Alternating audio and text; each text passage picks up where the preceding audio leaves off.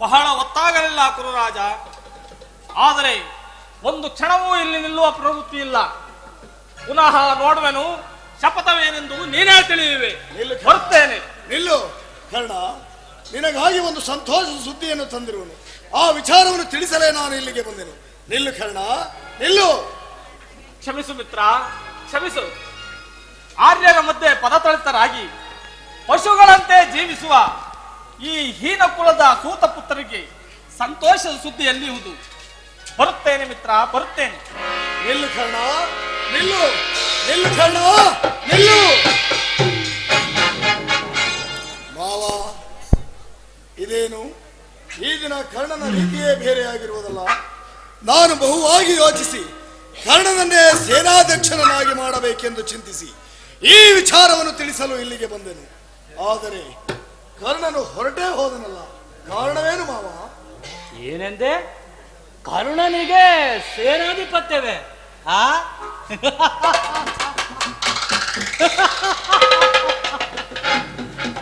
ಇದೇನು ಪರಿಹಾಸ್ಯವೇ ಕೌರವೇಶ್ವರ, ಪರಿಹಾಸ್ಯವೇ. ಏಕೆ? ಕರ್ಣನು ವೀರಪುರುಷನಲ್ಲವೇ ಶಕುನಿ? ಇರಬಹುದು, ಆದರೆ ಅವನನ್ನು ಸೇನಾಧಿಪತಿಯನ್ನಾಗಿ ಮಾಡುವುದರಿಂದ ಎಷ್ಟು ಜನರಿಗೆ ಅಪಮಾನವಾಗುವುದೆಂಬುದನ್ನ ಯೋಚಿಸಿರುವೆಯಾ? ಭಾರ್ಗವ ವಿಜಯಿಯಾದ ಭೀಷ್ಮ, ಶಸ್ತ್ರಾಚಾರ್ಯರಾದ ದ್ರೋಣ, ಕೃತವರ್ಮ, ಅಶ್ವತ್ಥಾಮ, ಶಲ್ಯ ಇಂತಹ ಉತ್ತಮ ವರ್ಣದ ಮಹಾರಥಿಕರನ್ನು ಬಿಟ್ಟು ಕೇವಲ ಸೂತಕುಲದ ಕರ್ಣನಿಗೆ ಸೇನಾಧಿಪತ್ಯವೇ? ದುರ್ಯೋಧನ, ದುರ್ಯೋಧನ ಕುಲ ಮರ್ಯಾದೆಯನ್ನು ಧಿಕ್ಕರಿಸುವುದರಿಂದ ನಿಜವಾಗಿ ಅನರ್ಥವಾಗುವುದೆಂಬುದನ್ನು ಮರೆಯಬೇಡ. ಭೀಷ್ಮ ದ್ರೋಣಾದಿಗಳು ಅಂತರಂಗದಲ್ಲಿ ಪಾಂಡವರ ಪಕ್ಷಪಾತಿಗಳು. ಅವರು ಅಸಮಾಧಾನಗೊಂಡರೆ ನಿನ್ನನ್ನು ತ್ಯಜಿಸಲು ಕೂಡ ಹಿಂಜರಿಯುವುದಿಲ್ಲ. ಅಲ್ಲದೆ ಭೀಷ್ಮನು ಯುದ್ಧದಲ್ಲಿ ಪರಾಜಿತನಾಗುವವರೆಗೆ ಶಸ್ತ್ರಧಾರಣ ಮಾಡುವುದಿಲ್ಲವೆಂದು ಕರ್ಣನು ಇದೀಗ ಶಪಥ ಮಾಡಿರುವನು.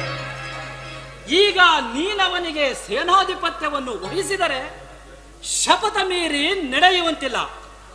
ಈ ಕಡೆ ಭೀಷ್ಮ ದ್ರೋಣಾದಿಗಳು ಕೋಪಗೊಳ್ಳುವರು. ಆದುದರಿಂದ ನಿಧಾನವಾಗಿ ಯೋಚಿಸು ದುರ್ಯೋಧನ, ನಿಧಾನವಾಗಿ ಯೋಚಿಸು. ಮಾವ, ಹಾಗಾದರೆ ಈಗ ಮಾಡುವುದಾದರೆ ಏನು? ಮಾಡುವುದು ಇನ್ನೇನಿದೆ ಕುರುರಾಜ? ಸೇನಾಧಿಪತ್ಯವನ್ನು ಅಂಗೀಕರಿಸುವಂತೆ ಭೀಷ್ಮನನ್ನು ಪ್ರಾರ್ಥಿಸು. ಯುದ್ಧವು ಸನ್ನಿಹಿತವಾಗಿದೆ. ಈಗ ಚಿಂತಿಸುವ ಸಮಯವಿಲ್ಲ. ಈಗಲೇ ಹೋಗಿ ಗುರುಪಿತಾಮಹರನ್ನು ಕಾಣು. ಮಾವ, ಹಾಗೇ ಆಗಲಿ. ನೀನು ಕೂಡ ನನ್ನ ಸಂಗಡ ಬಾ.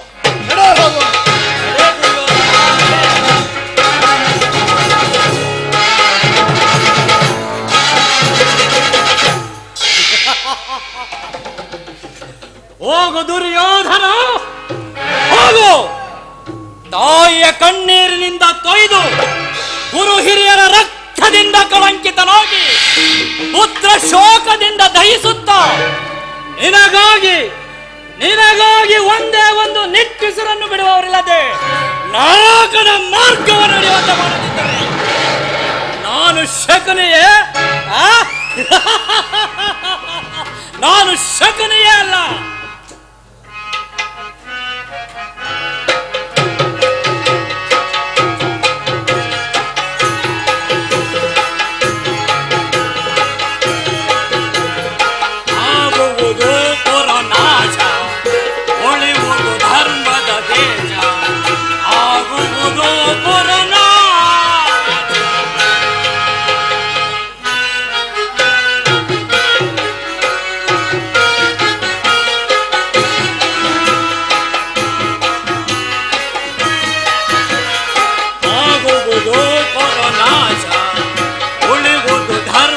ದೇಶ ಆಗುವುದು ಕೊರೋನಾ.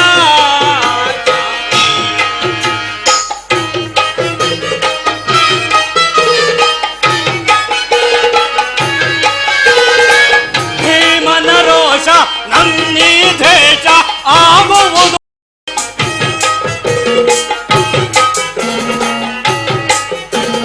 ಭೀಮನ ರೋಷ ನನ್ನೀ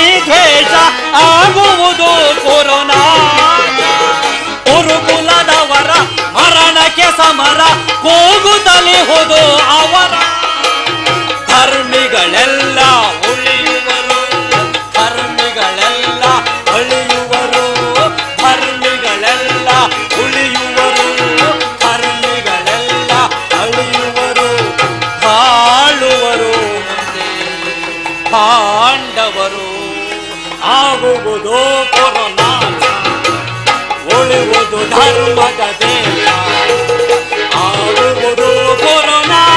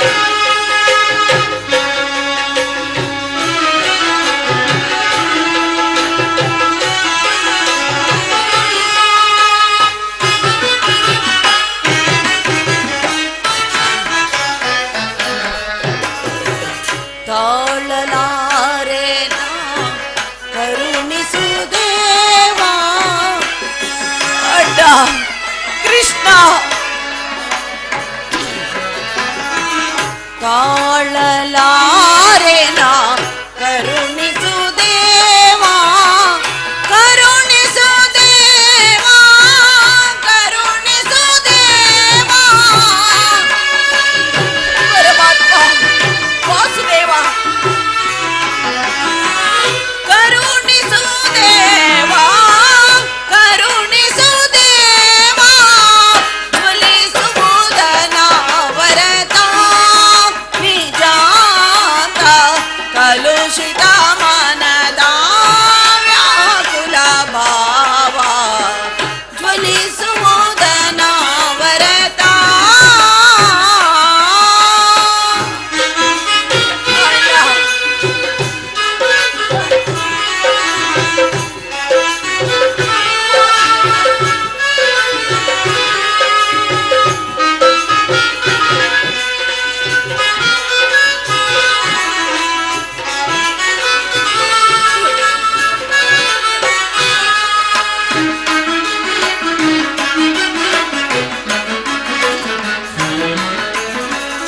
ಐವರ ಕಾಂತೆ ಎನಿಸಿದೆ ಚಿಂತೆ. ಅಣ್ಣ ಐವರ ಕಾಂತೆ ಎನಿಸಿದೆ ಚಿಂತೆ. ತಳೆದೆ ಪರಿಭವ ಸವಿಸಿದೆ ಜೀವ.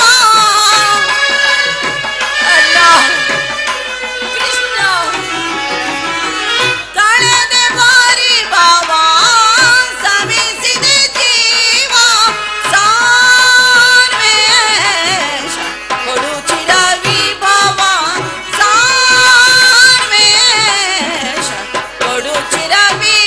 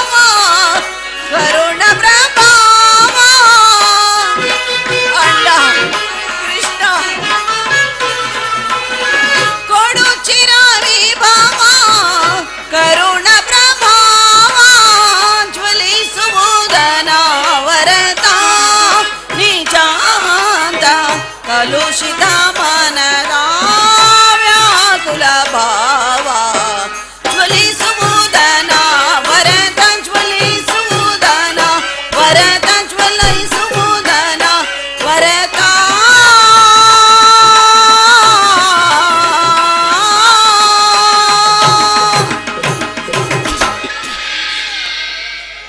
ಹೇ ಕೃಷ್ಣ, ದೀನ ದಯಾನಿಧಿ ವಾಸುದೇವ, ನೀನು ಹೊರತಾಗಿ ನನಗೆ ಬೇರೆ ಗತಿ ಯಾರು? ನಾನು ಆತ್ಮೀಯ ಸಜ್ಜನರಿಂದ ಪರಿತ್ಯಜಿಸಲ್ಪಟ್ಟೆನು. ನನ್ನನ್ನು ನನ್ನ ಪತಿಗಳು ಭೋಗದ ವಸ್ತುವಿನಂತೆ ದ್ಯೂತದಲ್ಲಿ ಪಣವಾಗಿಟ್ಟು ಸೋತರು. ಹಸ್ತಿನಾವತಿಯ ರಾಜಸಭೆಯಲ್ಲಿ ಸರ್ವರ ಸಮಕ್ಷಮ ದುಶ್ಯಾಸನಿಂದ ಅಪಮಾನಿತಳಾದೆನು. ಕದ್ದ ಕಳ್ಳಿಯಂತೆ ಕೀಚಕನ ಭಂಗವನ್ನು ಸಹಿಸಿದೆನು. ಇನ್ನು ನನ್ನ ಕಷ್ಟಗಳು ಕಳೆದವೆಂದು ಕೊನೆಗೆರಡು ದಿನವಾದರೂ ಸುಖವಾಗಿರಣವೆಂದರೆ ಹೆಜ್ಜೆ ಹೆಜ್ಜೆಗೂ ಅಪಮಾನ. ಛೇ ವಿಧಾತ, ಈ ದ್ರೌಪದಿಯ ಹಣೆಯಲ್ಲಿ ಇನ್ನು ಏನನ್ನು ಬರೆದಿರುವೆ ತಂದೆ? ನೀನೇನನ್ನು ಬರೆದಿರುವೆ? ಕೃಷ್ಣ, ವಾಸುದೇವ, ಅನಾಥ ರಕ್ಷಕ, ಆಪತ್ ಬಾಂಧವ,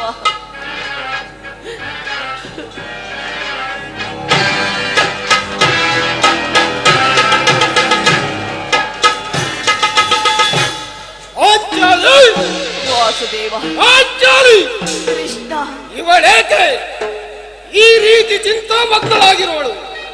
ಪ್ರಿಯತಮೆ, ಏನಾಯಿತು? ಏಕೆ ನಿಷ್ಕಾರಣವಾಗಿ ಹೇಳುತ್ತವೆ?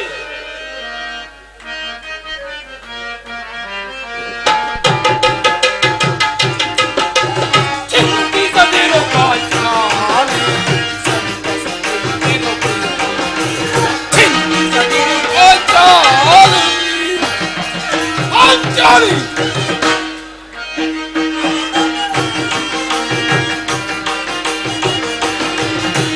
ಚಿಂತಿಸದಿರು ಪಾಂಚಾಲಿ, ಸಂತಸದಿಂದಿರು ಪ್ರಿಯರಮ.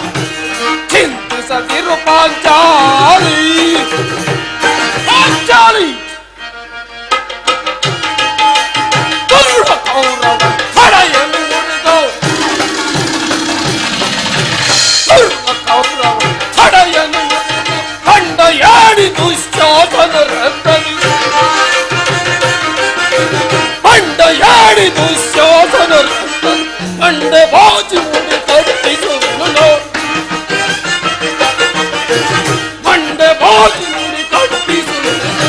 ಚಿಂತಿಸದಿರು ಪಾಂಚಾಲಿ, ಸಂತಸದಿಂದಿರು ಪ್ರಿಯರಮ.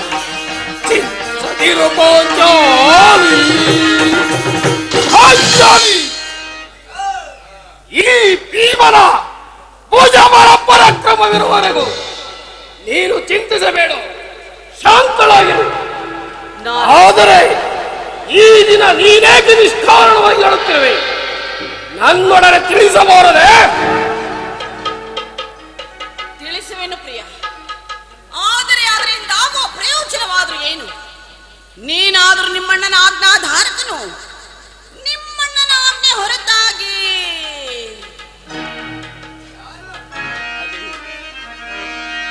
ಪಾಂಚಾಲಿ,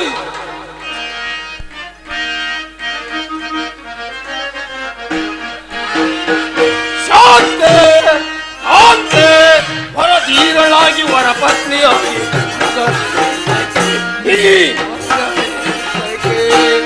ಶಾಂತೆ ಶಾಂತೆ, ವರಧೀರಳಾಗಿ ವರ ಪತ್ನಿಯಾಗಿ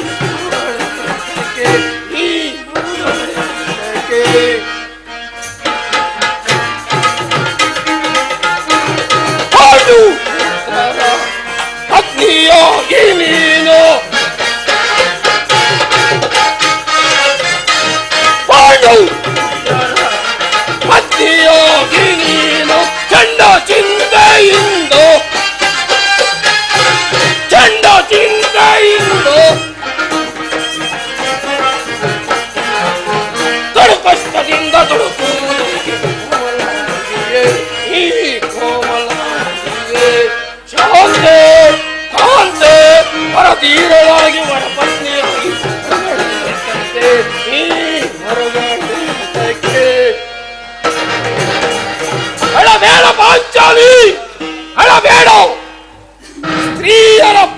ಕ್ರಿಯಾಶೀಲತೆಯು ನಮ್ಮ ಸಮಾಜದ ನಿಯಮ. ಭಗವತ್ ಸ್ವರೂಪರಾದ ಋಷಿಗಳ ಹತ್ಯೆ. ಏನು ಪತ್ನಿಯನ್ನು ಜೂತದಲ್ಲಿ ಪಣವಾಗಿಟ್ಟು ಸೋಲುವಂತೆ ಆ ಋಷಿಗಳು ಆಜ್ಞೆ ಮಾಡಿದರಲ್ಲವೇ? ಪತಿಗಳು ಪತಿಗಳು ಸಮಸ್ಯೆ ಮಾಡಿ ಪಡೆಯಬೇಕು ನಿಮ್ಮಂತಹ ವೀರ ಶಿಖಾಮಣಿ ಪತಿಗಳನ್ನು.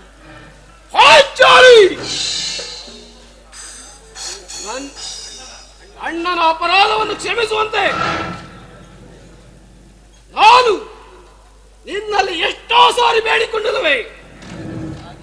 ಆದದ್ದು ಹಾಗೆ ಹೋಯಿತು, ಮರೆತು ಬಿಡು. ಆದರೆ ಈಗಿನ ನೀನೇಕೆ ಹೀಗಾಗಿರುವೆ? ನನ್ನೊಡನೆ ತಿಳಿಸಬಾರದೆ?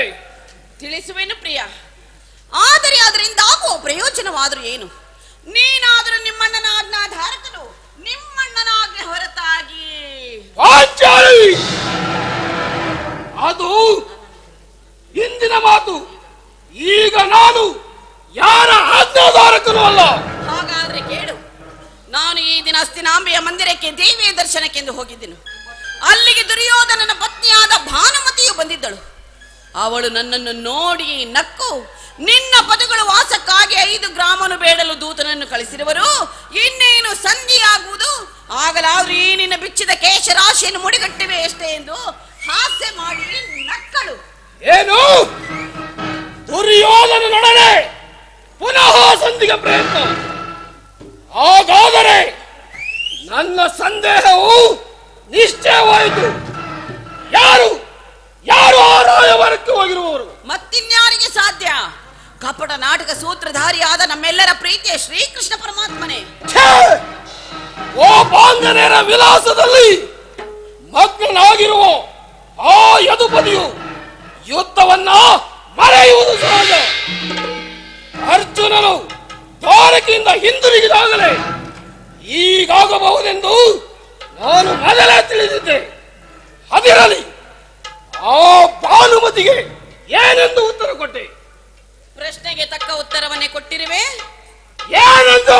ನಿನ್ನ ಮುಡಿಯನ್ನು ಬಿಡಿಸುವವರೆಗೂ ಬಿಚ್ಚಿದ ಈ ನನ್ನ ಕೇಶ ರಾಶಿಯನ್ನು ಕಟ್ಟುವುದಿಲ್ಲವೇ ಭಾನುಮತಿ ಎಂದು. ಪಾಪು ಪಾಂಚಾಲಿ, ಪಾಪು. ಚಮತ್ಕಾರವಾದ ಉತ್ತರ.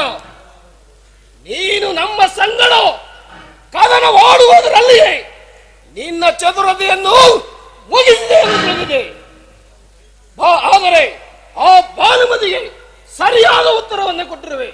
ಪಾಪು ಪಾಂಚಾಲಿ, ಪಾಪು. ಪ್ರಾಣೇಶ್ವರ, ಪ್ರಾಣವಲ್ಲಭ, ಪ್ರಿಯೋತ್ತಮ, ನೆನಪಿರುವುದೇನು? ಹಿಂದೆ ಒಂದು ಸಾರಿ ನನ್ನ ಬಿಚ್ಚಿದ ಕೇಶರಾಶಿಯನ್ನು ನೋಡಿ ಗುರುಕುಲಾಂತಕ ಕಾಳರಾತ್ರಿ ಎಂದು ಸಂಬೋಧಿಸಿದೆ ಮತ್ತು ಹೇಳಿರಲಿಲ್ಲವೇ ಪ್ರಿಯ? ಪಾಂಚಾಲಿ, ಪುನಃ ನನ್ನ ಬಾಯಿತು ಆ ಪ್ರತಿಜ್ಞಾ ವಾಕ್ಯಗಳನ್ನು ಕೇಳಲು ಅಪೇಕ್ಷಿಸುವಲ್ಲವೇ? ಆಡಿದ ಮಾತನ್ನು, ಮಾಡಿದ ಪ್ರತಿಜ್ಞೆಯನ್ನು ಮರೆಯುವಂತ ಹೇಳಿಯಲ್ಲ ಈ ಭೀಮ.